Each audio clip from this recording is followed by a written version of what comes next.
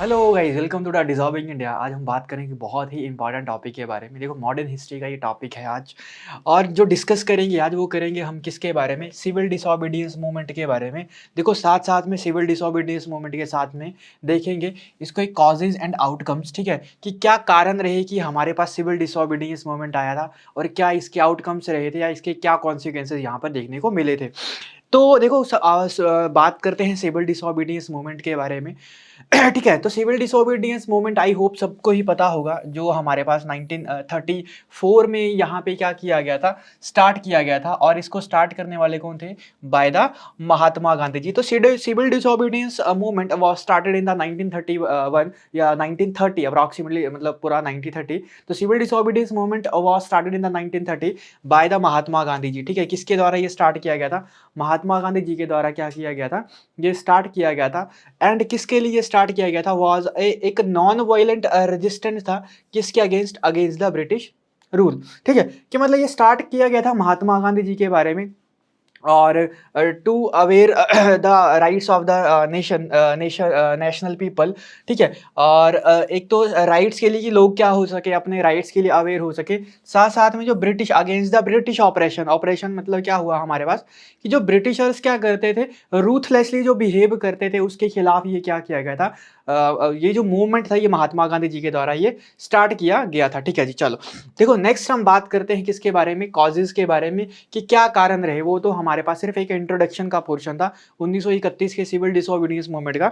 ठीक है, और many leaders were take part in this movement. ठीक है, कि बहुत ज़्यादा लीडरों ने यहाँ पर क्या किया था, एक हिस्सा लिया था इस मूवमेंट में। ठीक है, तो इस तरीके से आप एक दो लाइनों का यहाँ पर इंट्रोडक्शन दे सकते हो या तीन लाइनों का यहाँ पर इंट्रोडक्शन दे सकते हो। अब हमारे पास जो मेन जो कंटेंट आता है, वहीं से ही ज़्यादातर एग्जामिनर आंसर देता है, मतलब जो हमारे क्वेश्चन जो बनते हैं, और वही हमें आंसर राइटिंग में भी लिखना होता है। ठीक है, तो बात करते हैं causes of the civil disobedience movement, जो 1930 से लेकर एक्चुअली 1934 तक ये जो रहा था।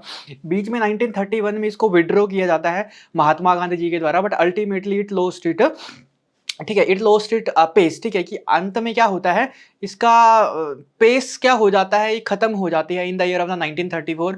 क्योंकि उस टाइम पे एक स्पार्क नहीं रहा था इस फ्रीडम स्ट्रगल को आगे कंटिन्यू करने के लिए।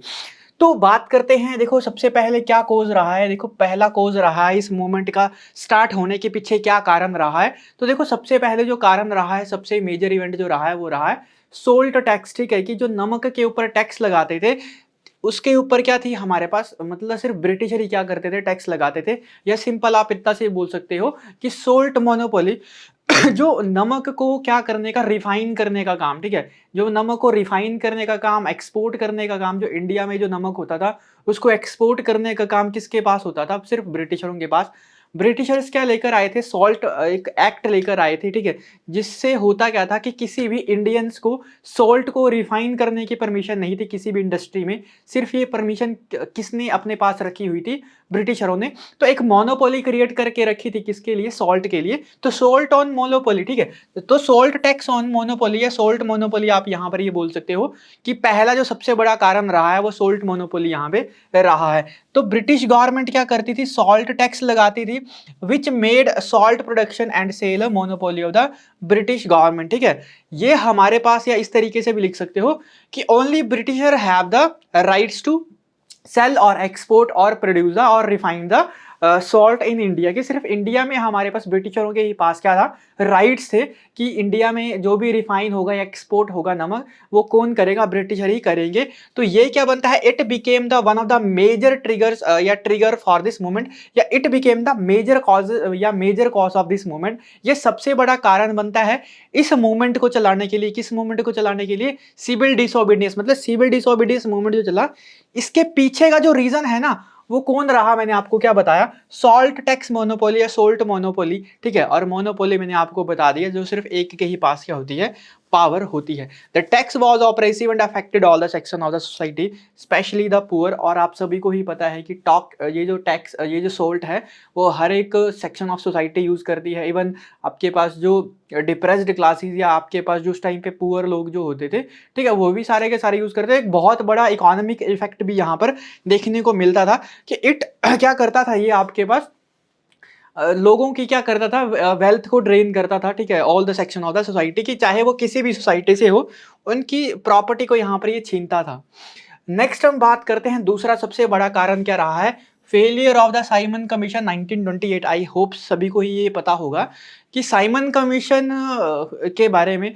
तो साइमन कमीशन आप सभी को ही पता है, which was formed in the 1927 and landed in India in 1928, फरवरी 1928। तो ये 1927 में तो बनता है, बट इंडिया में कब लैंड होता है, 1928 में। बट ये टोटल सारा कमीशन क्या रहता है, फेल रहता है। Why the Simon Commission was in India, ठीक है, कि साइमन कमीशन इंडिया में क्यों आया था, ये आपके लिए रिपोर्ट जारी करने के लिए आया था, ये for the classification of the government of India act 1919 and Jallianwala Bagh massacre also. तो जलियांवाला बाग हत्याकांड और आपके पास जो गवर्नमेंट ऑफ इंडिया एक्ट 1919 का था, जिसमें आपके पास प्रोविजनल जो डायरकी सिस्टम यहाँ पर इंट्रोड्यूस किया गया था प्रोविंस लेवल में, उसी को ही यहाँ पे क्या करने के लिए, चेक करने के लिए साइमन कमीशन आता है 28 में। बट हुआ क्या, Simon commission was set up without any Indian representation.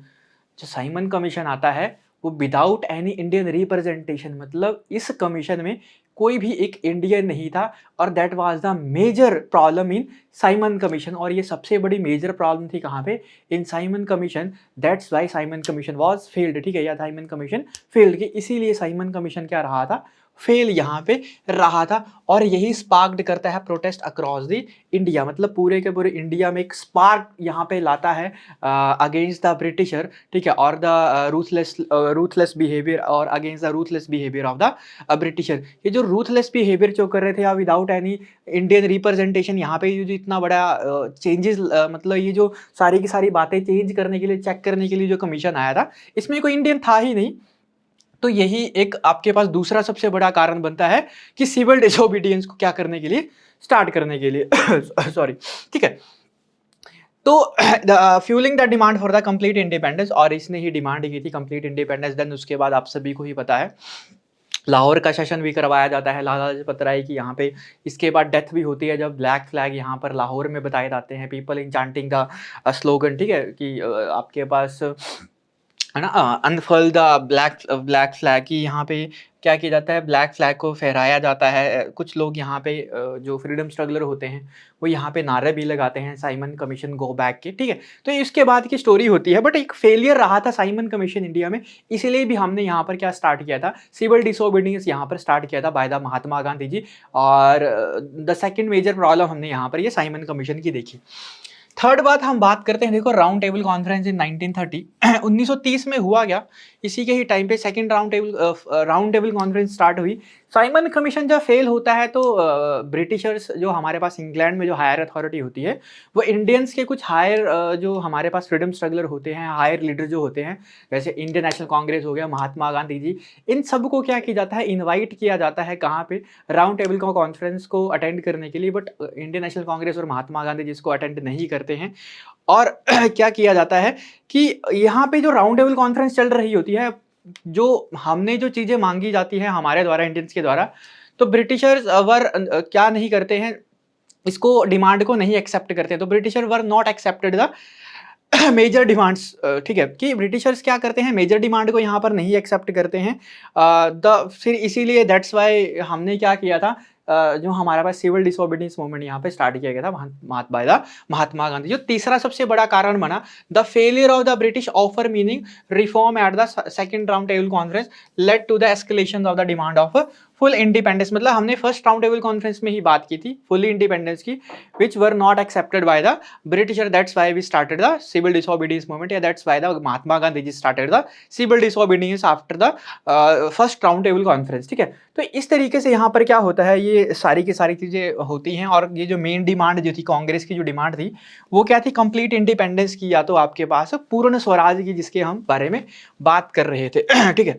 इससे पहले जो लाहौर का जो सेशन होता है इंडियन नेशनल कांग्रेस का, लेड बाय द, ठीक है, जो आपके पास पंडित जवाहरलाल नेहरू जो जिसको लीड करते हैं, वो एक सक्सेसफुल रहा था। That's why we celebrate the 26 January, हम 26 जनवरी रिपब्लिक डे इसीलिए हम सेलिब्रेट करते हैं, ठीक है। चलो तो नेक्स्ट बात करते हैं कि इसके आउटकम्स के बारे में, कि इसके आउटकम्स क्या रहे। देखो 3 मेजर प्रॉब्लम्स यहाँ पर मैंने बता दी। तीन मेजर प्रॉब्लम्स यहाँ पर। सबसे बड़ी बात मैंने आपको बताया कि सबसे पहली जो प्रॉब्लम रही थी सिविल डिसोबीडियंस मूवमेंट के बारे में, तो पहली हमने बात की कि हमारे पास क्या रहा था, एक आपके पास साइमन कमीशन फेल रहा था। देन हमने बात की आपके पास राउंड टेबल कॉन्फ्रेंस के बारे में हमने यहाँ पर बात की, और उससे पहले हमने यहाँ पे ब्रिटिश ऑपरेशंस की यहाँ पर बात की कि ब्रिटिशर्स जो रूथलेसली बिहेव करते थे, ठीक है। ये सारी की सारी बातें यहाँ पर हमने की।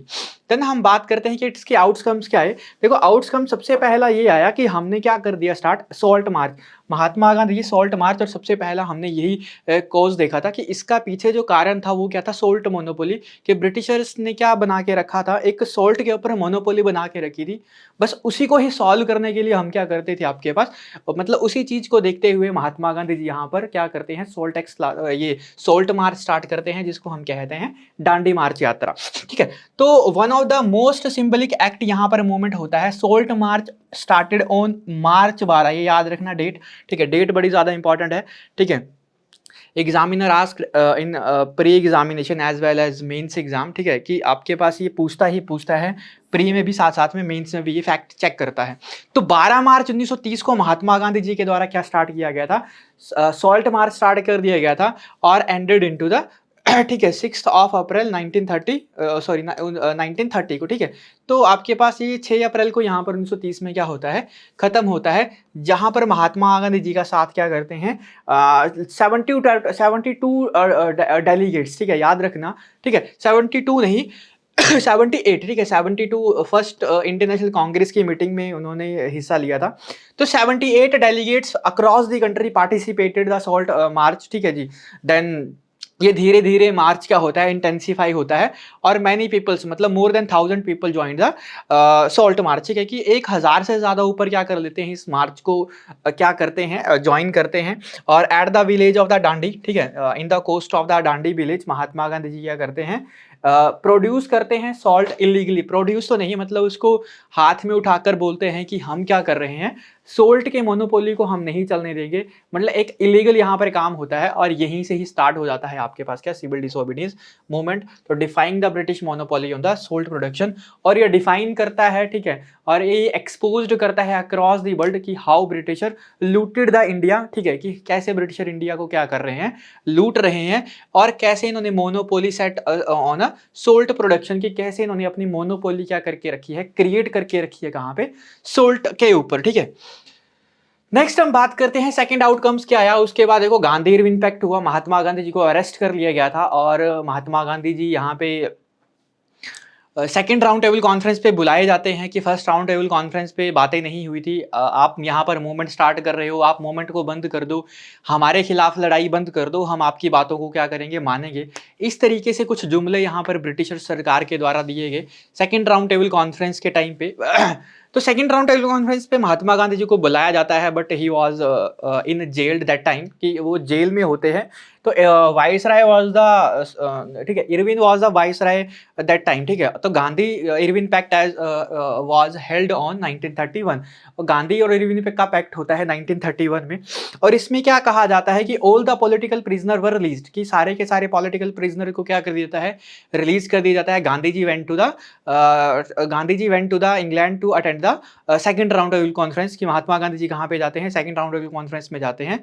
बट इन स्टडीज के बदले में क्या डिमांड करता है इरविन, कि आप क्या कर दो, सिविल डिसोबीडियंस मूवमेंट को विड्रॉ कर दो, ठीक है। तो Mahatma Gandhi ji withdraw the civil disobedience movement in 1931, but after returning from the England he again started the civil disobedience movement in the 1931, ठीक है, कि मतलब आते ही फिर से क्या कर दिया जाता है महात्मा गांधी जी के द्वारा, ये जो सत्याग्रह होता है इसको फिर से स्टार्ट कर दिया जाता है, because of Britisher did not accept any demand of the Indians, की ब्रिटिशर ने कोई भी यहाँ पर डिमांड को एक्सेप्ट नहीं किया था इंडियंस की।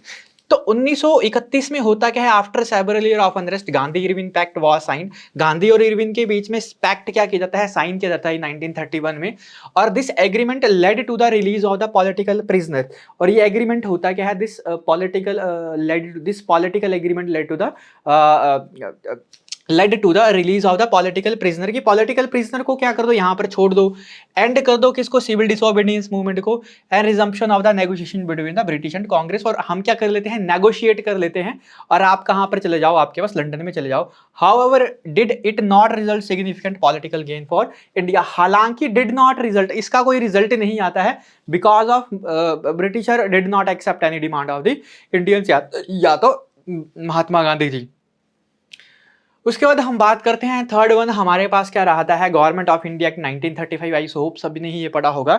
तो गवर्नमेंट ऑफ इंडिया गवर्नमेंट यहाँ पर सरकार क्या करती है, एक वाइट पेपर यहाँ पर जारी करती है, ठीक है। यहाँ पर ऐसे यहाँ पर लिख सकते हो कि तीसरी सबसे बड़ी जो हमारे पास जो आउटकम्स रही थी, जो रिजल्ट रहा था, वो white paper was introduce by the britisher, एक वाइट पेपर यहाँ पर इंट्रोड्यूस किया गया था फॉर इंडियंस, ठीक है। फॉर इंडियन वाइट पेपर मतलब इंडिया की इकोनॉमी को सुधारने के लिए एक पेपर लाया गया था, जिसको व्हाइट पेपर के नाम से यहां पर जाना गया था। तो ब्रिटिशर्स क्या करते हैं, इंट्रोड्यूस करते हैं व्हाइट पेपर इन 1933, 1933 में, ठीक है। उसके बाद यहां पर क्या आता है, गवर्नमेंट ऑफ इंडिया एक्ट 1935, और गवर्नमेंट ऑफ इंडिया एक्ट 1935 क्या करता है, हमारे पास बहुत इंपॉर्टेंट बातें। पहली बात क्या करता है, ये इस्टेब्लिश्ड करता है आरबीआई, इस्टेब्लिश्ड करता है reserve bank of India after the 1949, ठीक है। It become the part of the India, ठीक है, या इसको इंडिया का पार्ट बना दिया जाता है। सेकंड सबसे बड़ी बात यहाँ पर क्या होती है, इंट्रोड्यूस बाई कैमरलिज्म, इंट्रोड्यूस कर ली जाता है by cameralism in the central government, ठीक है, या इन द सेंटर, ठीक है, कि बाई कैमरलिज्म मतलब दो हाउस यहाँ पर बनाए जाते हैं, कहाँ पर, सेंटर में यहाँ पर बनाए जाते हैं। तीसरी सबसे बड़ी बात यहाँ पर क्या होती है, हमारे पास एंड कर दी जाती है, and dyarchy system in the province level, province level पे यहाँ पर क्या कर दिया जाता है, एंड कर दी जाती है dyarchy, which was introduce in the 1919 act, ठीक है, जो 1919 के एक्ट में क्या किया गया था, जिसको इंट्रोड्यूस कर दिया गया था, but ultimately it was abolished in the government of India 1935, की एट द एंड यहाँ पर क्या किया गया था, इसको 1919 के एक्ट में क्या कर दिया गया था, बंद कर दिया गया था। देयर आर ऑल्सो मैनी, ठीक है, मैनी यहाँ पे क्या थे, चीजें थी, जैसे हम लिख सकते हैं लाइक हमारे पास यहाँ पर कुछ पॉलिटिकल गेन्स यहाँ पर हुए थे, आई होप आप सभी को ही पता है। 300 more than 300 articles was established, ठीक है। यहाँ पर साथ साथ में देखो, आप सभी को ही पता होगा, जो हमारे पास क्या किए गए थे पॉलिटिकल्स में, हमारे पास कुछ राइट्स दिए गए थे यहाँ पे, ठीक है, शेड्यूल यहाँ पर ऐड हुए थे, ठीक है, और साथ साथ में यहाँ पर पार्ट भी यहाँ पर ऐड हुए थे, ठीक है। तो पहले 22 पार्ट थे यहाँ पे, ठीक है, इंट्रोड्यूस 22 पार्ट इन द, ठीक है, और साथ साथ में आपके पास क्या किए थे, सम शेड्यूल 8 शेड्यूल इंट्रोड्यूस, ठीक है, 8 शेड्यूल वर इंट्रोड्यूस, यहाँ पर 8 शेड्यूल क्या किए गए थे, इंट्रोड्यूस किए गए थे, जिससे क्या हो सके, पूरे के पूरे इंडिया को रन किया जा सके, कि मतलब कुछ यहाँ पर पॉलिटिकल राइट्स भी यहाँ पर दिए गए थे फॉर इंडियंस के लिए। बाद में यही बेस बनता है हमारे पास इंडिया के कॉन्स्टिट्यूशन को। तो government of India act literally letter become the base of the Indian constitution, ठीक है, कि लेटर ये क्या बन जाता है, बेस बन जाता है इंडिया के कॉन्स्टिट्यूशन को। और मैक्सिमम जो हमारे पॉलिटिक्स का जो हिस्सा होता है, और हमारे जो कॉन्स्टिट्यूशन का हिस्सा होता है, इसी गवर्नमेंट ऑफ इंडिया 1935 से बनाया जाता है। अब हम बात करते हैं एंड ऑफ द मोमेंट, कि ये मोमेंट बंद क्यों किया गया। देखो ultimately it lost it pace in 1934 and Mahatma Gandhi withdraw this moment. 1934 में ये क्या हो जाता है, खुद ही बंद हो जाता है मूवमेंट, मतलब महात्मा गांधी जो नहीं बंद करते हैं। अल्टीमेटली क्या किया जाता है, 1934 it's lost it pace and ended in the 1934, ठीक है। बहुत ज़्यादा फैक्टर यहाँ पर काम होते हैं, ठीक है, ये इतना इंपॉर्टेंट नहीं है जो हमने बात की, बस 1934 का जो था मैंने आपको बता दी। कंक्लूजन की बात कही जाए कि क्या कंक्लूजन इसे निकलते हैं, तो देखो नॉर्मली सी बात कि सिविल डिसोबीडियंस मूवमेंट जो रहा है was a turning point in the Indian freedom struggle, एक टर्निंग पॉइंट रहा है इंडियन फ्रीडम स्ट्रगल में। Did not immediately and British rule, ठीक है, कि इसने कोई ब्रिटिश रूल को एकदम एंड नहीं कर दिया था, it did not end the British rule, but gain some political rights, ठीक है, एंड इंट्रोड्यूस 1935 एक्ट। इस तरीके से यहाँ पर कुछ यहाँ पर क्या मिली थी, चीज़ें मिली थी। और साथ साथ में यहाँ पर significantly advance can cause of the Indian nationalism, demonstrated the power of the non violent resistance. यहाँ पर नॉन वायलेंट रेजिस्टेंस की पावर यहाँ पर डेमोन्स्ट्रेट की गई थी कि नॉन वायलेंट तरीके से भी क्या कर सकते हैं, हम इंडिया को आज़ाद करवा सकते हैं, ठीक है। तो उसके बाद set the future for the further movement like quit India movement, ठीक है? आपके पास ये आपके पास जितने भी हमारे पास क्या होते हैं, महात्मा गांधी जी के मूवमेंट होते हैं, उसके बाद 1942 में जो मीटिंग मूवमेंट होता है, सबसे मेजर जो मूवमेंट होता है, तो फ्यूचर के लिए जितने भी मूवमेंट थे, इनके लिए किसने स्टेज सेट कर दी थी और क्या कर दिया था, एक्सपोज कर दी थी आपके पास क्या, पावर ऑफ द इंडियंस की पावर यहाँ पर क्या है, ठीक है? तो ये रखते हैं, आज का सेशन इतना ही। आई होप आपको सबको वीडियो समझ आई होगी, कुछ पता लगा होगा कि सिविल डिसोबीडियंस मूवमेंट क्यों स्टार्ट हुआ, कैसे स्टार्ट हुआ, क्या इसके आउटकम रहे थे, सारी की सारी बातें हमने आज की, ठीक है? आई होप आपको सेशन अच्छा लगा होगा, वीडियो पसंद आई होगी। तो वीडियो अच्छी लगी है तो वीडियो को कर दीजिए शेयर, चैनल को कर दीजिए सब्सक्राइब। मिलते हैं नेक्स्ट सेशन में, तब तक के लिए थैंक यू।